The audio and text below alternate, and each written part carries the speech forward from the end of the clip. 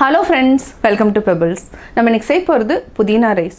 புதினா இலையில் நிறைய மருத்துவ குணங்கள் இருக்குது. புதினா ரைஸ் வாரத்துக்கு ஒரு டைம் எடுத்திங்கன்னா பித்தத்தை குறைக்கக்கூடிய மருத்துவ குணங்களும் நிறையா இருக்குது புதினாவில். இப்போ நம்ம எப்படி செய்கிறதுங்கிறத இந்த வீடியோ மூலமா தெரிஞ்சுக்கலாம். புதினா சாதத்துக்கு தேவையான பொருட்கள்: நம்ம 4 பச்சை மிளகாய், பூண்டு ஒரு 20 பல் எடுத்துக்கலாம், ஒரு துண்டு இஞ்சி, தாளிக்கிறதுக்கு பெரிய வெங்காயம் 1, 2 வரமிளகாய், முந்திரி ஒரு 6 முந்திரியை நான் உடைச்சி வச்சுருக்கேன், 1 டீஸ்பூன் கடலைப்பருப்பு உளுத்தம்பருப்பு, 1/2 டீஸ்பூன் கடுகு. இதுக்கு 1 கட்டு புதினா எடுத்துக்கலாம். 200 கிராம் ரைஸ்க்கு 1 கட்டு புதினா, 1 கைப்பிடி கொத்தமல்லி எடுத்துக்கலாம். ஆல்ரெடி நம்ம சாதம் வேக வச்சு தனியாக எடுத்து வச்சுருக்கிறோம். இப்போ எப்படி செய்கிறதுன்னு பார்க்கலாம். நம்ம ஃபஸ்ட்டு அரைக்கிறதுக்கு 4 பச்சை மிளகாய், இஞ்சி, பூண்டு, இது கூடவே 1 கைப்பிடி கொத்தமல்லி, புதினா, இதை நம்ம அரைச்சி தனியாக எடுத்து வச்சுக்கலாம். நம்ம 200 கிராம் ரைஸ் எடுத்து 1/2 அன் ஹவர் சோக் பண்ணிவிட்டு நான் வேக வச்சு தனியாக எடுத்து வச்சுருக்கிறேன். இது நல்லா ஆறிடுச்சுன்னா நல்லா உதிரியாக இருக்கும். இதை நம்ம அரைச்சி தனியாக எடுத்து வச்சுக்கலாம். இப்போ எப்படி தாளிக்கிறதுன்னு பார்க்கலாம். ஒரு பேனில் 2 டேபிள் ஸ்பூன் அளவுக்கு நம்ம கடலெண்ணெய் ஆட் பண்ணிக்கலாம். எண்ணெய் நல்லா காயிட்டோம், கடுகு போட்டுட்டோம். கடுகு நல்லா பொரிய ஆரம்பிச்சிருச்சு. இப்போது நம்ம கடலைப்பருப்பு உளுத்தம்பருப்பு ஆட் பண்ணிக்கலாம். 2 வரமிளகாய், முந்திரி நல்லா பொன்னிறம் ஆனதுக்கப்புறம் நம்ம வெங்காயத்தை ஆட் பண்ணிக்கலாம். ஒரு சிட்டிகை அளவுக்கு நம்ம பெருங்காயம் போட்டுக்கலாம். பொன்னிறம் ஆயிடுச்சு. இப்போது வெங்காயம் நல்லா வதக்கிட்டு இப்போ நம்ம அரைச்சி வச்சுருக்கிற பேஸ்ட் ஆட் பண்ணிக்கலாம். தேவையான அளவுக்கு உப்பு ஆட் பண்ணிக்கலாம். பேஸ்ட் நல்லா வதக்கி விட்டுட்டு கொஞ்சமாக தண்ணி ஆட் பண்ணிக்கலாம். அதாவது இஞ்சி பூண்டனோட பச்சை வாசம் போகணும். நம்ம கொஞ்சமாக தண்ணி ஆட் பண்ணிக்கலாம்.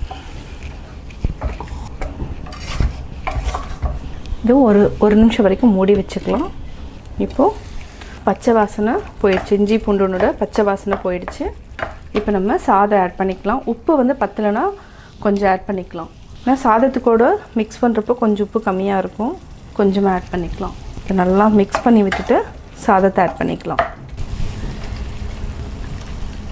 நல்லா மிக்ஸ் பண்ணி விட்டுக்கலாம். புதினா சாதம் ரெடி ஆயாச்சு.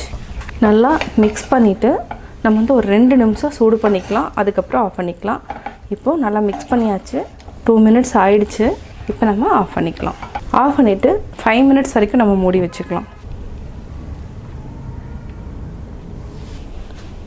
சுவையான புதினா சாதம் ரெடி. நம்ம இன்றைக்கி செய்ய போகிற டிஷ் என்னென்னா ப்ரோக்கோலி பெப்பர் ஃப்ரை. அதை எப்படி ஈஸியாக செய்கிறதுங்கிறது நான் இன்றைக்கி இந்த வீடியோவில் சொல்லித்தர போகிறோம். வாங்க பார்க்கலாம். நம்ம ஒரு பெரிய வெங்காயத்தை பொடியாக நறுக்கி வச்சுருக்கிறோம். 3 டேபிள் ஸ்பூன் தேங்காய் ஆப்ஷனல் தான், நீங்கள் தேவைன்னா எடுத்துக்கலாம், இல்லைனாலும் வேண்டியதில்லை.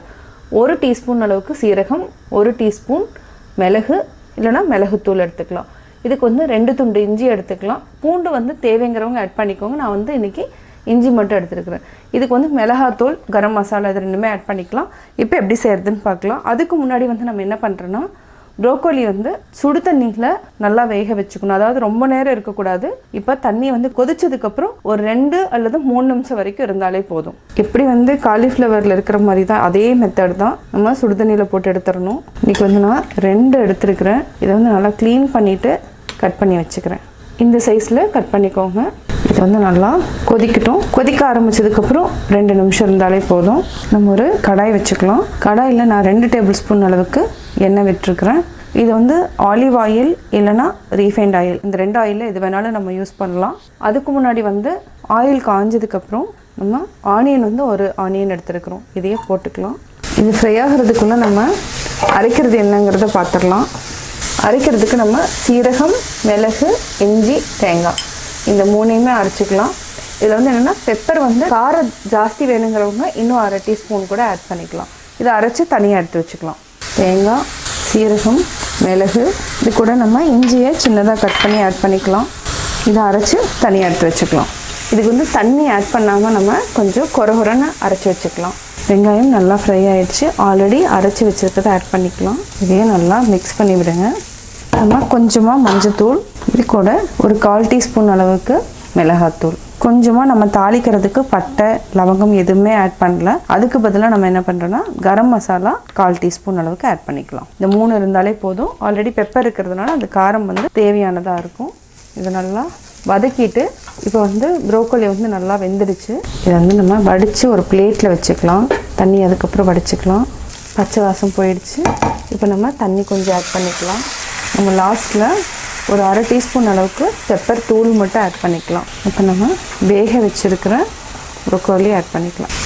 நல்லா பரட்டி விட்டுக்கலாம்.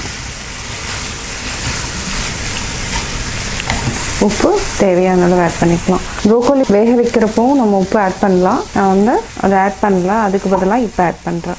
இதை சிம்மில் வச்சுட்டு நல்லா வேகணும். உப்பு போட்டனையுமே தண்ணி விட ஆரம்பிக்கும். அதனால் இடையில நல்லா பரட்டி விடுங்க.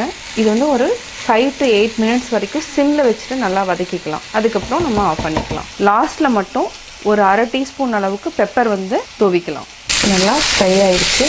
இப்போ நம்ம மிளகுத்தூள் ஆட் பண்ணிக்கலாம். இது வந்து ஒரு அரை டீஸ்பூன் அளவுக்கு ஆட் பண்ணிக்கலாம்.